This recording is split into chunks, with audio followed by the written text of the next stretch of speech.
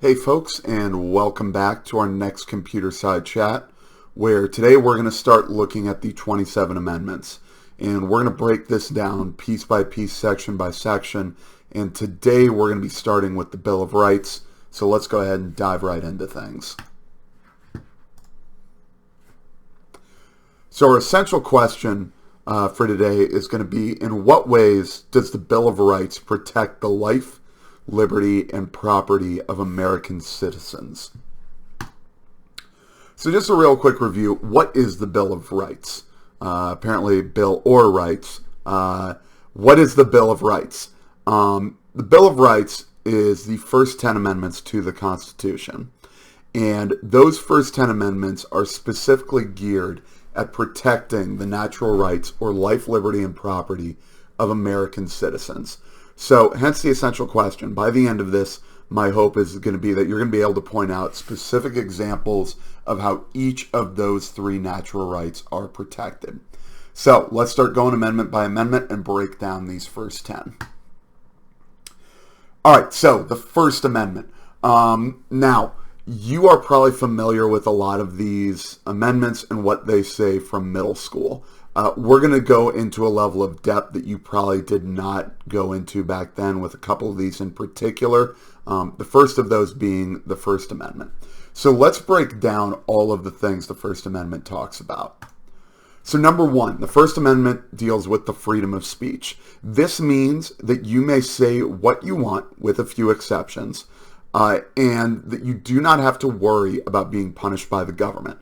Now, understand that means that whatever you say, the government cannot throw you in jail. That doesn't mean that you are free of social consequences from individual private citizens or consequences issued by private businesses or entities.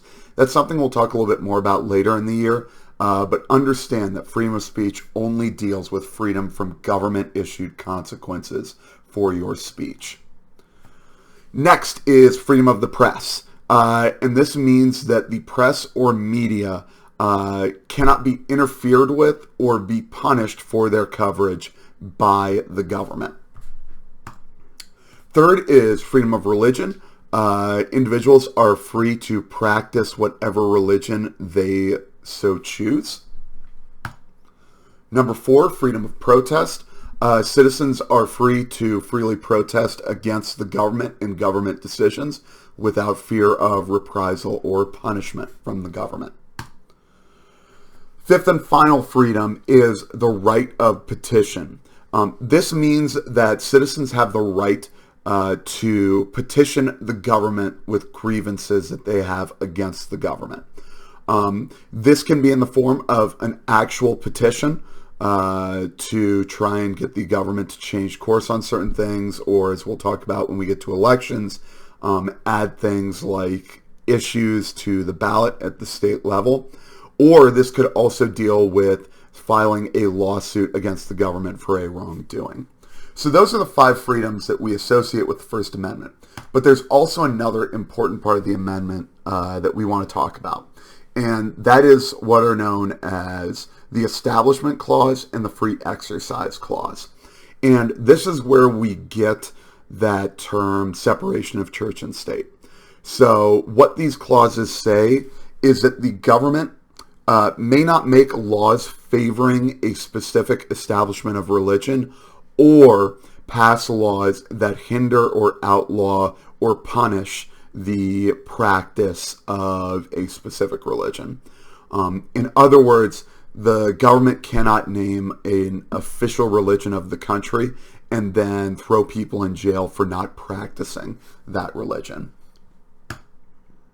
Second Amendment, probably the one that most of you are most aware of what it deals with.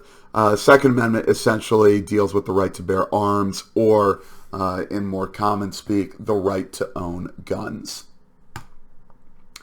Third Amendment says that the government cannot force you to house troops or other government officials against your will. So in other words, you cannot be forced to allow troops into your home or allow government officials into your home to stay for a prolonged amount of time and effectively give them access to your property. Fourth Amendment of the Constitution says that the police cannot search or seize your property without first having a warrant explicitly stating that they are able to do so. Now, there's some exceptions to this warrant rule that we'll talk about later in the year. Some examples of that are things like plain sight and plain smell when we're dealing with a vehicle, that waives your right to a warrant.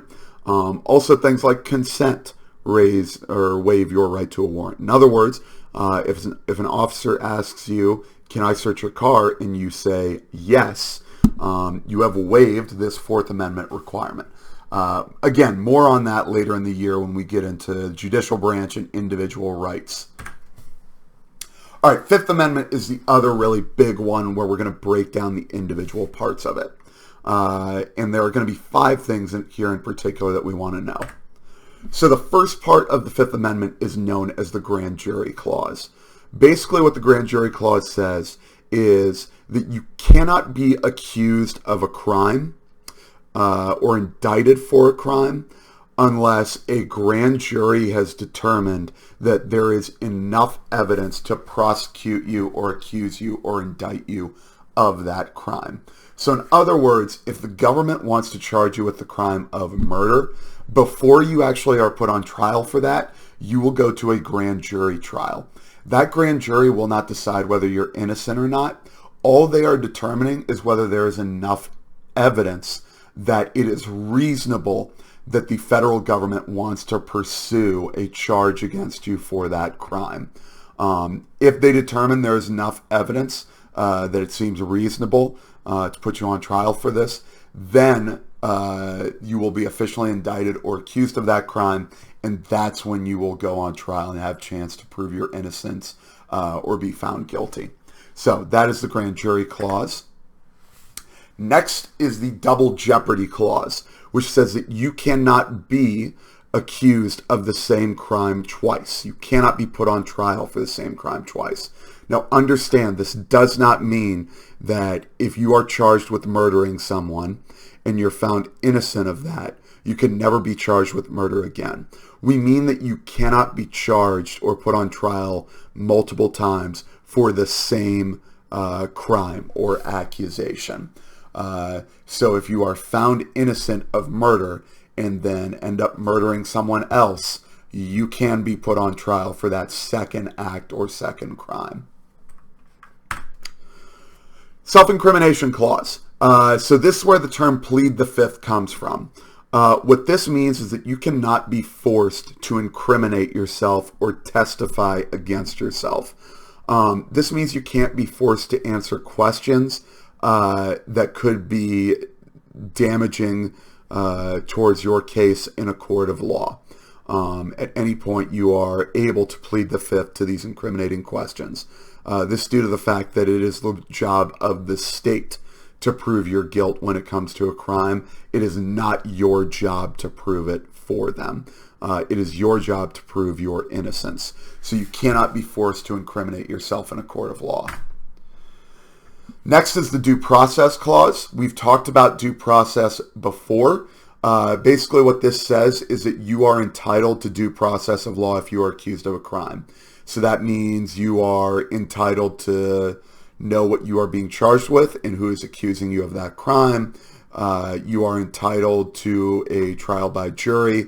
You are entitled to being innocent until proven guilty, so on and so forth. In other words, if you're accused of a crime, you are entitled to the full rights and protections of the legal system. And then lastly, what is known as the Taking Clause, which basically says that if the government is going to seize your property for any reason, they need to give you just compensation for that. That isn't dealing with like the police having a warrant and confiscating illegal paraphernalia or something like that. This deals with what is known as eminent domain. So let's say that the government wants to build a highway, and where they want to build that highway runs right through where your house is located. For the public good, the government can determine that they are going to seize your property to build that highway, but they have to give you just compensation for your property and give you time to remove yourself from that property and find a new place to go. So those are the 5 things covered within the Fifth Amendment. Sixth Amendment says that you are entitled to a fair and speedy trial by jury in all criminal cases. So when we talk about criminal cases, we're talking about things like theft, murder, assault, vandalism, so on and so forth. Active things where you have broken the law. So the Sixth Amendment is what says that you are entitled to this trial by jury if you are accused of a crime. Seventh Amendment says that you are also entitled to a trial when there is any kind of civil dispute. So the difference between criminal and civil: criminal is when a law has been broken. Civil is disputes over money. So an example of that would be, let's say you own an apartment complex, someone signed a lease to live at your apartment, and then they stop paying you rent. Well, you could sue them to force them to pay you for the rent that they have not paid. That would not be a criminal case, that would be a civil case. In other words, the Seventh Amendment says in issues or disputes like that over things like money, land, so on and so forth, those settlements, those arguments or disputes will be settled in a court and during a trial, just like a criminal case would be. Eighth Amendment says that you cannot be subject to punishments that are overly cruel or strange or unusual in any way, shape, or form. So in other words, if you're pulled over for a speeding ticket, you can't be given a fine of like $10,000. If you are found guilty of like petty theft, you can't be thrown in jail for life. So this prevents you from being the victim of excessively brutal punishments or fines issued by the government. The punishment has to be fair and fit the crime that you have been found guilty of. Ninth Amendment. So the Ninth Amendment basically says that you have rights other than the ones listed within the Constitution. So think of this as kind of, we've talked about implied powers with the federal government. Think of this as implied rights. These are things that it is not written into the Constitution that you have these rights, but the Ninth Amendment is kind of this catch-all to say that the government cannot infringe upon certain things just because it is not written within the Constitution. So a good example of that would be you have a right to pursue and hold down a job. The government couldn't ban you from pursuing work or ever working somewhere again. You have the right to provide for yourself and ensure that you can provide for your family. So again, the ninth is this kind of catch-all. Hey, just because it's not listed within the Constitution doesn't mean that you don't have a right to those things. There are things other than what are listed that people have a right to and are entitled to. Lastly, the 10th Amendment. This deals with the topic of federalism that we just wrapped up. The 10th Amendment says that any power not given to the federal government or denied to the states will automatically go to the states. So this is where reserve powers come from. If it is not an enumerated power, if it's not an implied power, and if it's not a denied power, then it automatically becomes a state power. So an example of this would be schools. Nowhere within the Constitution does it say that the federal government will control school systems. It is not implied that they will control school systems, and it's not denied that states will control school systems. None of those things are within the Constitution, so without it being written, it is just automatically assumed that states will be in charge of controlling schools.